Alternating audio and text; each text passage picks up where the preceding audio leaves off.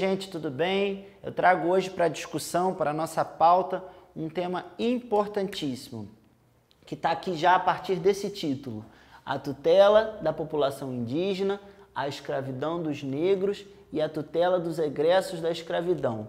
Meu objetivo é trazer a discussão de o que é o povo brasileiro, quem são essas pessoas que compõem esse país que se tornou independente no início do século XIX.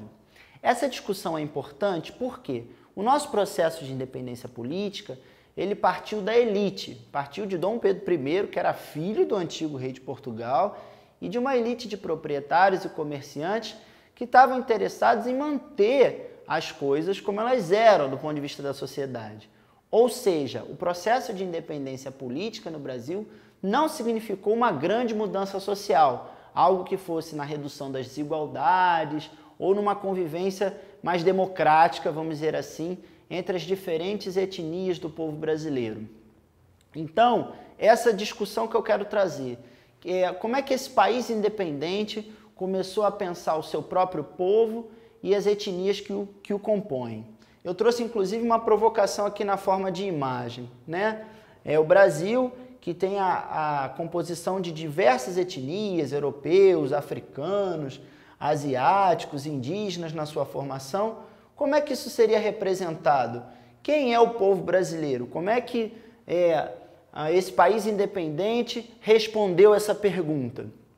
Pois eu te digo, inicialmente, no período do Império, essa pergunta foi respondida do ponto de vista da elite que era muito próxima aos europeus. O que eu quero dizer com isso? Os brancos foram afirmados como o principal componente do povo brasileiro. Isso é muito complicado, porque se a gente olhar historicamente, a colonização ela veio imposta pelos portugueses. Então essas pessoas que eram descendentes mais diretas do português tiveram uma condição privilegiada, a condição de maior proximidade do colonizador.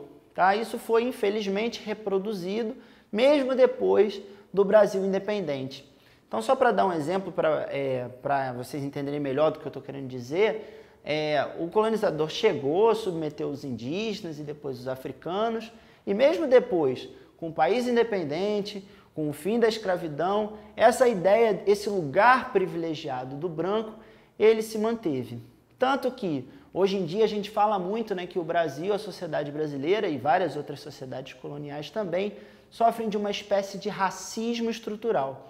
O que isso quer dizer? A marca da colonização e da escravidão foram tão fortes, mas tão fortes na formação nacional, que mesmo depois de muitos anos, alguma coisa na maneira da gente pensar ainda tende a encarar o branco numa posição melhor. Como a gente sabe, a ciência já provou que as raças não existem dentro da espécie humana. Isso foi uma criação histórica, né, do próprio colonizador europeu, que para se afirmar diante dessas sociedades diferentes, repetiu, inclusive, durante algum tempo, com uma ciência, que eles eram superiores.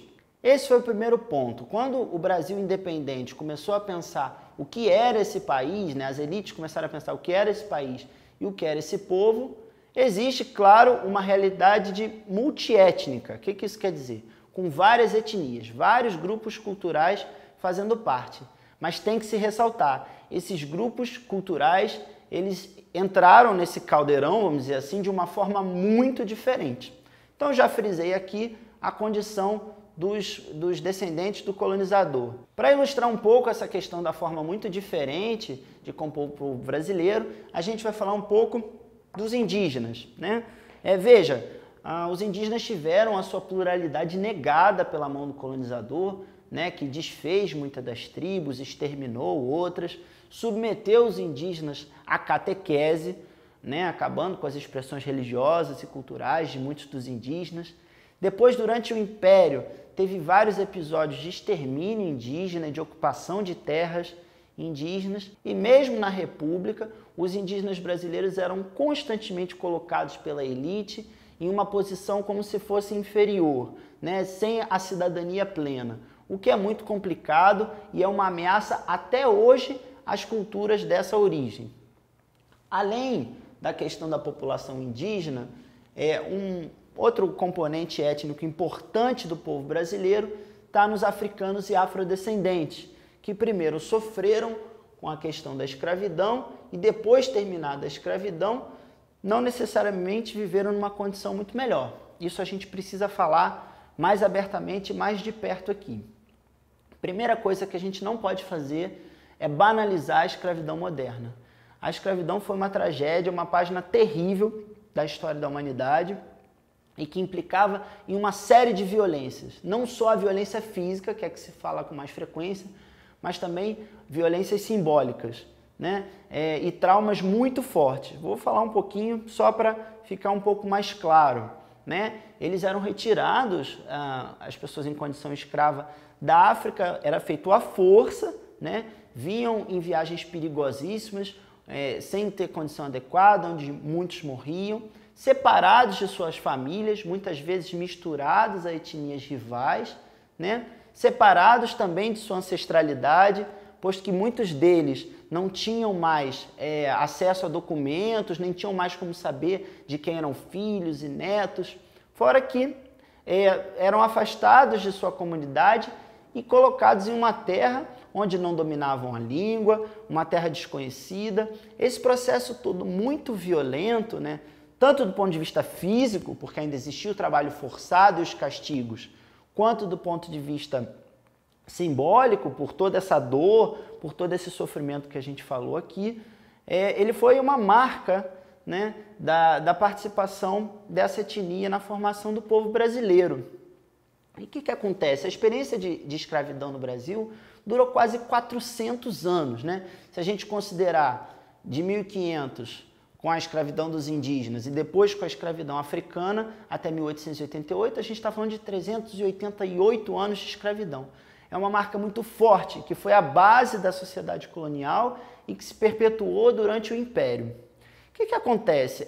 Mesmo com o fim da escravidão, ou seja, quando essas pessoas não estavam mais em condição de cativo, eles eram, portanto, egressos, ou seja, saídos da escravidão, não houve nenhum projeto do Estado brasileiro no sentido de auxiliar essas pessoas a terem condições de vida melhor, né, de diminuir as desigualdades. Pelo contrário, da mesma forma que foi feito no Império, no início da República ou no fim do Império, as elites tinham ideias diferentes, por exemplo, de embranquecer. Se falava muito isso no fim do XIX e no início do século XX, que a raça brasileira, entre aspas, né, precisava ser embranquecida, porque eles acreditavam que dessa forma estariam mais próximos dos europeus e mais próximos do que se acreditava que era o progresso. Percebam o nível agudo, o nível grande de violência dessa elite dominante que se manteve no poder durante todo esse tempo. Isso traz uma outra discussão para o centro da nossa aula aqui, que é a noção de tutela.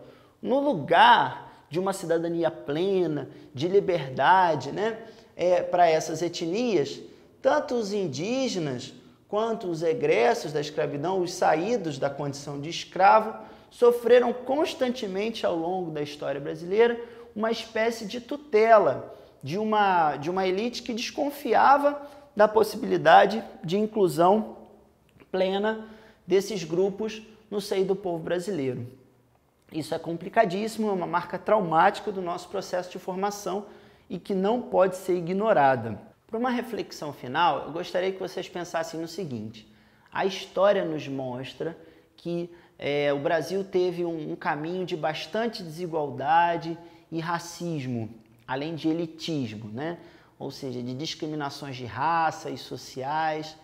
É muito importante que hoje em dia existe uma espécie de negação desse passado. Não há como negar os fatos, né? A escravidão foi um fato. Todos esses projetos elitistas são fatos com muitos trabalhos de historiadores baseados em documentos. Não há como negar. O que a gente tem que fazer é afirmar a necessidade de uma sociedade multiétnica, onde os direitos de diferentes componentes culturais, né, de diferentes pessoas com diferentes histórias, possa ser garantido. Nesse sentido, se torna muito importante que a gente conheça o nosso passado, debata coletivamente, também para que a gente gere maneiras de tornar a nossa sociedade menos desigual, e que afirme a diversidade e a pluralidade, porque isso é provavelmente o que o povo brasileiro tem de mais bonito, embora tenha gerado muitos conflitos ao longo da nossa história. Um abraço e até uma próxima.